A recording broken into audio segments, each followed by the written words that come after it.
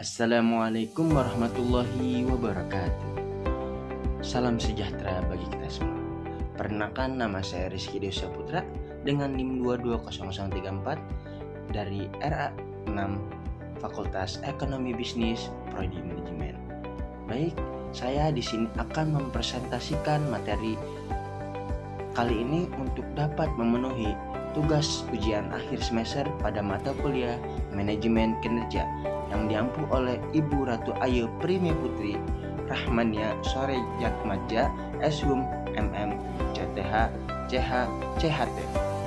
Nah, jadi adapun materi yang saya akan presentasikan yaitu OKR yang diimplementasikan Google Corporation dalam format 5W 1H.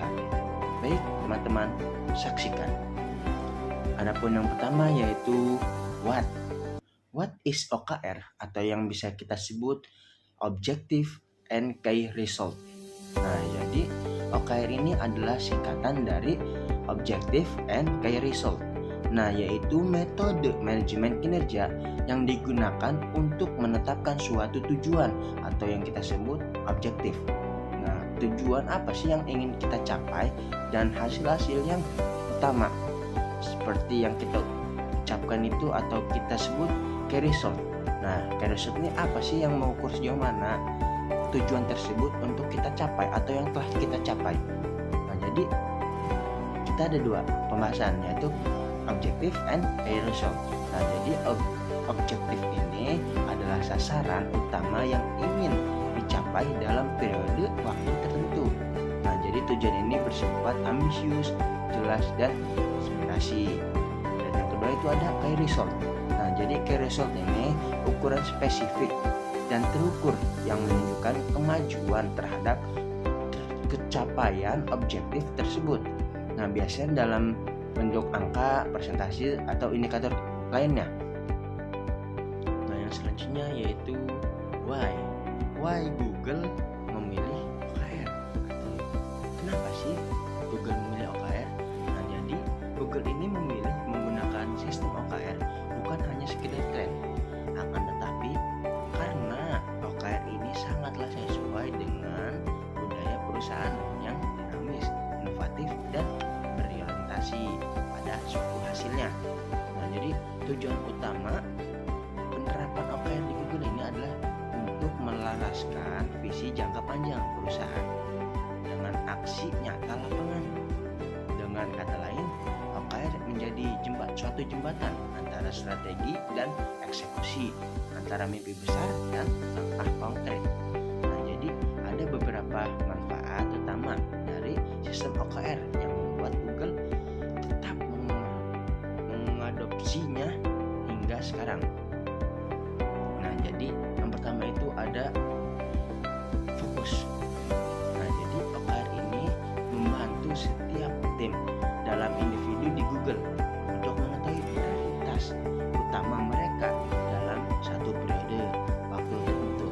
Nah, tidak hanya semua hal harus dilakukan, akan tetapi yang paling penting harus mencapai suatu target yang tersebut. Nah, yang kedua yaitu ada transparansi. Nah, jadi OKR ini bersifat terbuka sehingga semua karyawan dapat melihat tujuan apa sih dan kemajuan apa sih yang akan dilakukan oleh Google ini. Nah, hal ini dapat mendorong suatu budaya kerja yang kolaboratif dan bertanggung jawab. Nah, selanjutnya itu ada OKR bersifat adaptif terhadap perubahan. Nah, jadi dalam dua dunia teknologi ini yang cepat berubah, Google butuh sebuah sistem yang lincah. Nah, jadi OKR ini memungkinkan perusahaan untuk mengevaluasi dan mengubah target secara berkala jika diperlukan tanpa kehilangan arah strategis. Nah, jadi yang terakhir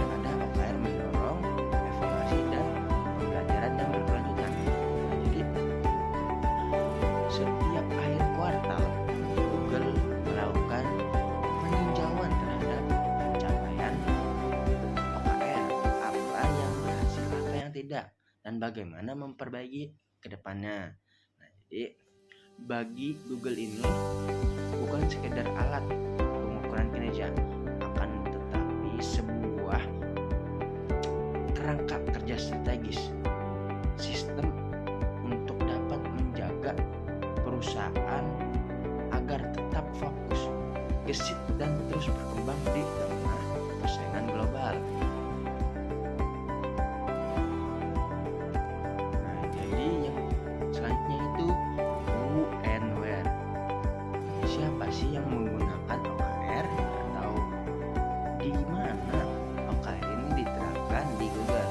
Nah, jadi OKR ini di Google tidak hanya digunakan untuk para pemimpin perusahaan atau manajer di level atas. Nah, jadi sebaliknya, OKR ini diterapkan secara menyeluruh oleh semua tingkatan, mulai dari individu, tim, departemen, hingga organisasi secara seluruh. Nah, jadi setiap karyawan di Google ini, dari teknisi hingga staf pemasaran, memiliki OKR pribadi yang sejalan dengan tujuan tim dan perusahaan. Nah, dengan begitu setiap orang memahami perannya dalam mencapai suatu visi besar Google dan semua unit bergerak dengan arah yang sama. Nah, jadi model ini menciptakan kelarasan strategi atas tujuan individu dan misi organisasi, serta dapat meningkatkan rasa kepemilikan dan tanggung jawab terhadap hasil kerjanya tersebut. Lalu bagaimana sih? Google ini, OKR ini diterapkan di dalam seluruh kerja Google. Nah, jadi yang pertama itu ada di bidang riset dan pengembangan. Nah, jadi OKR ini digunakan untuk mendorong suatu inovasi teknologi untuk merancang produk baru atau meningkatkan efisiensi sistem internal. Dan yang kedua itu ada departemen pemasaran. Nah, jadi OKR ini dipakai untuk mengukur suatu efektivitas kampanye dalam menjangkau audiens baru dan meningkatkan brand awareness. Dan yang selanjutnya yaitu ada operasional. Nah, jadi OKR ini dapat memastikan proses kerja tetap efisien, aman, dan sesuai standar kualitas global. Dan selanjutnya itu ada di bagian penjualan. Nah, jadi OKR ini mengarahkan strategi akuisisi pasar. Nah, jadi pertumbuhan pelanggan serta peningkatan pendapatan perusahaan. Nah, jadi dengan penerapan OKR yang menyeluruh ini, Google mampu menjaga suatu konsistensi kinerja di seluruh unit sekaligus tetap adaptif dan inovatif dalam menghadapi suatu tantangan zaman. Selanjutnya yaitu when. OKR diterapkan dan diamati di Google.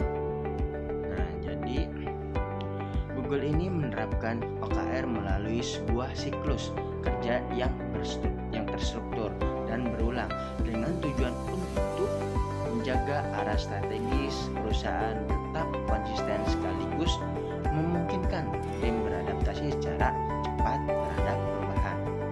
Secara umum, penerapan OKR ini dilakukan dalam dua skala waktu utama, yaitu secara tahunan dan kuartalan.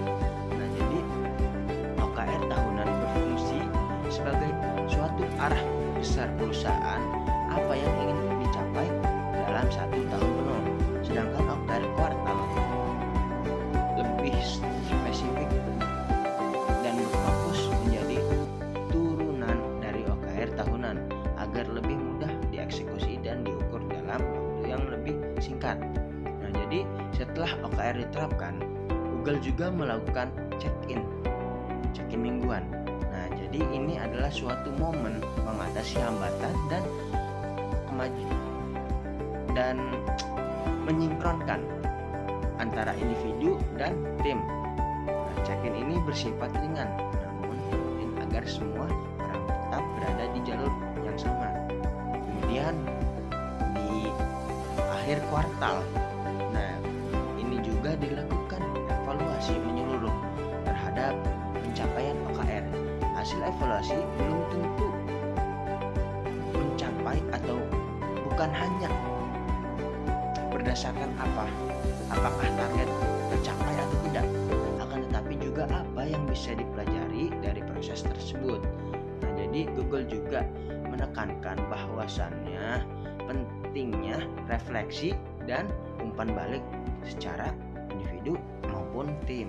Dan di sini juga budaya keterbukaan maupun keterbukaan itu sangat ditekankan agar setiap orang bisa belajar dari keberhasilan maupun kegagalan.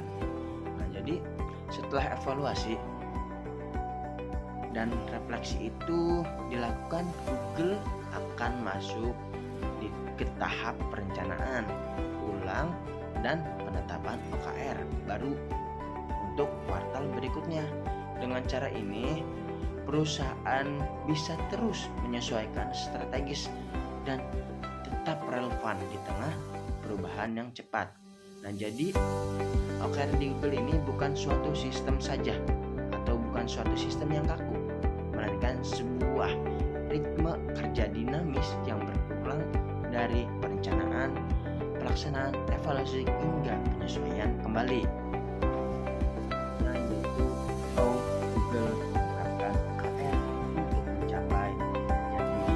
Nah, jadi Google menggunakan gerakan kerja OKR atau yang kita sebut Objective Based Result untuk dapat mencapai suatu kinerja tinggi dengan menetapkan tujuan yang jelas, utuh dan ambisius serta melacak kemajuan secara transparan.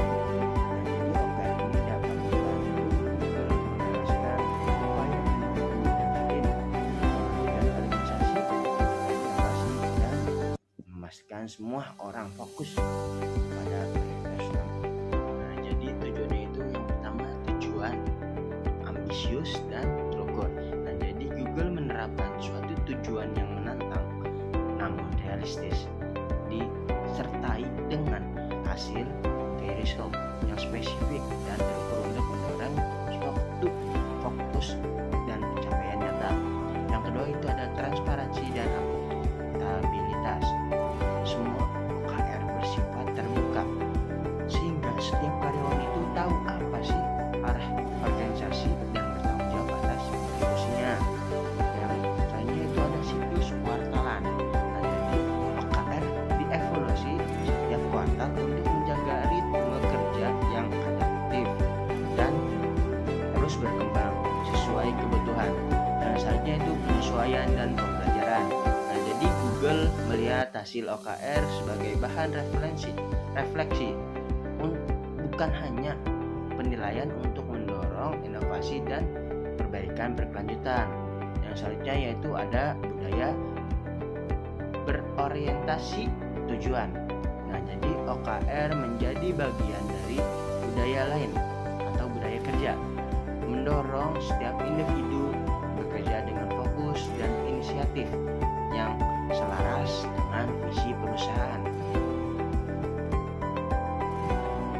Yang selanjutnya yaitu pembelajaran bagi perusahaan di Banten. Nah, jadi dari penerapan OKR di Google ada beberapa pembelajaran penting yang dapat diterapkan oleh perusahaan yang ada di Banten. Yang pertama, tentukanlah tujuan yang jelas dan terukur agar arah kerja setiap bagian itu selaras. Yang kedua itu ada bangunlah budaya transparansi dan tanggung jawab agar semua lini itu merasakan memiliki suatu perannya tersendiri. Yang selanjutnya itu ada evaluasi secara berkala dan reflektif.